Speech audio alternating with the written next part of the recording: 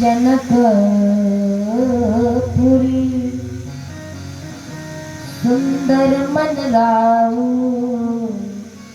देखत किशोर क्या मन और राऊ। भगवान जनकपुर का दर्शन करने के लिए जा रहे हैं महाराज। देखन नगर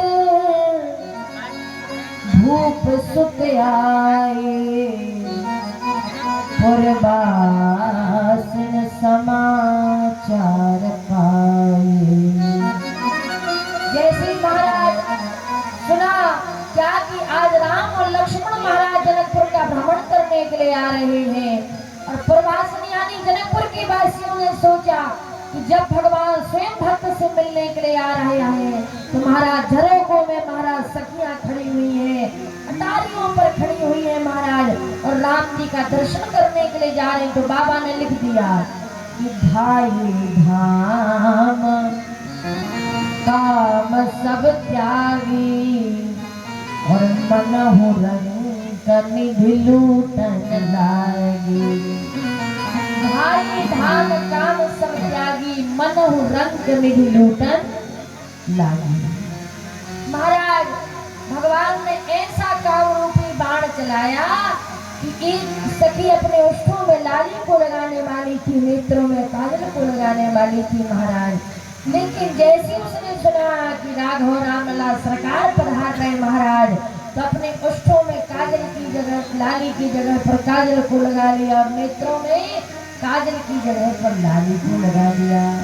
सब सखियां महाराज उल्टा कर रही। एक सखी तो अपनी सासू माँ को भोजन परोसने के लिए गई और गौ माता को चारा रखने के लिए गई महाराज। और जैसी उसने मधुर महाराज राम जी के उस वाणी का, राम जी की उस सुंदरता का बखान सुना महाराज, तो वो सखी भी महाराज दौड़ी दौड़ी गई तो अपने सासू माँ को भोजन की जगह पर चारा परोस दिया, और गौ माता को चारे की जगह पर भोजन परोस दिया। बाबा ने कहा कि धाई धाम काम सब त्यागी, मनहु रंग निधि लूटन लागी। सब राम जी का नाम सुनकर के दौड़े दौड़े जा रहे। क्यों? क्योंकि परमपिता त्रिलोकीनाथ भगवान श्री राम स्वयं पधारे हुए हैं। तो श्याम गौर सुंदर दो भाई, लगे बिलोकन और अतियाई। भगवान राम जी का दर्शन कर रहे। अब देखो राम जी जा रहे हैं तो सब सखियां चिढ़ा रही हैं।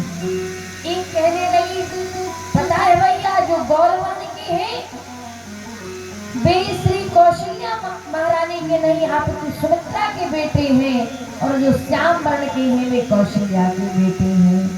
लक्ष्मण जी कहने लगे बताओ भैया, इतना जानती हम लोगों की बारी में देख के ले रहे तो भैया जी कौन है? राम जी कहने लगे सीधे चलो, इस समय हम लोग मर्यादा में आए, जनकपुर है, और महाराज जब हम कहीं जाए तो हमें झुक करके ही जाना चाहिए। सीधे देखो तुम्हें जाने के ना ऊपर नीचे। महाराज थोड़ी और आगे बढ़े तो दूसरी सखी कहने लगी जिनका नाम श्याम वर्ण के हैं उनका नाम राम है, और जो गौर वर्ण के हैं उनका नाम लक्ष्मण है। राम जी से लक्ष्मण जी कहने लगे भैया यहाँ तो यह भी जानती है कि लक्ष्मण जी कौन है और राम जी कौन है। अब बताओ और अब हम क्या बता देंगे? देख तो लगे भैया कौन है, ये क्या क्या जानती है। राम जी का सीधे चलो। महाराज इतने में तीसरी सखी ने कहा हमने तो सुना है कि जो राम जी है ना, अगर वे किसी शिला को छू ले महाराज तो वे नारी बन जाती है। न जाने अगर जनकपुर की दीवारों वालों को अगर वे वृक्षों को छू लिया तो न जाने कागज की ना बन जाए। राम जी से लक्ष्मण जी कहने लगे सुनो भैया, अगर एक दो जगह यह बात पता चलती तो ठीक था, लेकिन बताओ जनकपुर तक में भी बातें पता चल गई, कितनी दुख की बात है भैया। हम तो भैया देखो रहने आखिरकार ये कौन है। राम जी कहने लगे इस समय हम किस लिए आए हैं, किसके लिए? कहा जनकपुर का भ्रमण करने के लिए। कहा सखियों को देखने के लिए नहीं, तो कहा नहीं, तो कहा सीधे चलो महाराज।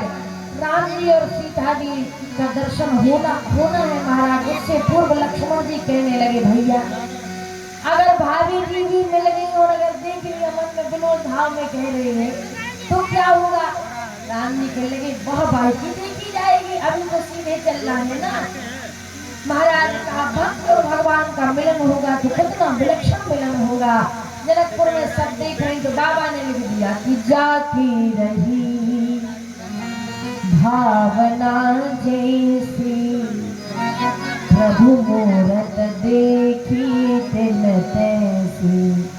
जाती रही भावना जैसी प्रभु मूरत देखी तिन तैसी। ओ जाती रही भावना जैसी प्रभु मूरत देखी तिन तैसी। जाती रही भावना जैसी प्रभु मूरत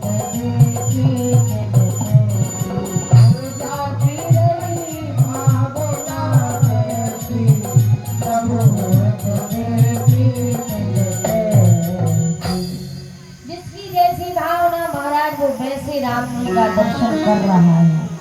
कोई सखी राम जी को पति रूप में पाना चाहती है तो कोई सखी भगवान को भगवान के रूप में पाना चाहती है तो कोई सखी दशरथ जी के पुत्र के रूप में देख रही है तो कोई सखी लक्ष्मण के भ्राता के रूप में देख रही है। क्योंकि नजरिया सबका एक सा नहीं होता। यहाँ पर इतने लोग बैठे हुए हैं, अच्छा बताइए सबका नजरिया एक सा है? नहीं है। कोई माता जी को दुर्गा के नजरिया से देख रहा है, कोई माता को माता के नजरिया से देख रहा है, कोई माता जी को किसी नजरिया से देख रहा है महाराज। लेकिन महाराज हमें और आपके लिए अगर देखना ही है तो बाबा ने लिख दिया कि जाकी रही भावना जैसी प्रभु मूरत देखी तिन तैसी। अच्छा इतने लोग यहाँ पर विराजमान हैं, भगवान को पाना तो सब चाहते हैं लेकिन भक्ति के अनुरूप उनको फल नहीं मिल रहा है। कल हम आपको सबरी चरित्र सुनाएंगे तो सबरी का पूर्व जन्म इतना विलक्षण था, इतना विलक्षण था कि उसने एक ही चीज मांगी, भगवान अगर अगले जन्म में जन्म देना मेरे लिए तो ऐसी जाति वर्ण व्यवस्था में जन्म देना, कम से कम हम आपको पाने की चेष्टा तो कर ही। अच्छा विचार करना भैया, राम जी कभी ठाट बाट वालों को मिले क्या? नहीं मिले। राम जी पर हमें झुपड़िया वालों को ही मिले। अच्छा बताओ गलत तो नहीं कह रहे? भगवान निगरानी की झोपड़ी में गए क्या खाने के लिए? केला के छिलके। सोचते तो 56 प्रकार के भोजन भी बन जाते और बनाए भी थे दुर्योधन ने, लेकिन भगवान ने 56 प्रकार का भोजन नहीं पाया। क्यों? क्योंकि प्रेम का भूखा हूँ मैं, प्रेम ही एक सार है और प्रेम से जो भजते हैं मुझको भव से भीड़ा कैसे है पार है। तो भगवान क्या मानते हैं? केवल प्रेम, और जो इनको प्रेम देता है वह भगवान का ही हो जाता है। जैसे कई चरित्र है महाराज, और जैसे ही प्रभु जनकपुर का भ्रमण करके आते तो महाराज राम जी ने गुरुदेव की सेवा की और महाराज जैसी गुरुदेव की सेवा करी गुरुदेव सो गए महाराज। तो राम जी की सेवा लक्ष्मण जी ने की महाराज, और जब राम जी शयन मुद्रा में चले गए तो लक्ष्मण जी सो गए। लेकिन सोचो सबसे पहले कौन जागा? स्वामी की दास। सबसे आखिरी में सोया भी दास तो जागा भी सबसे पहले दास की स्वामी, दास लखन दास, फिर जागे स्वामी और फिर जागे गुरुदेव।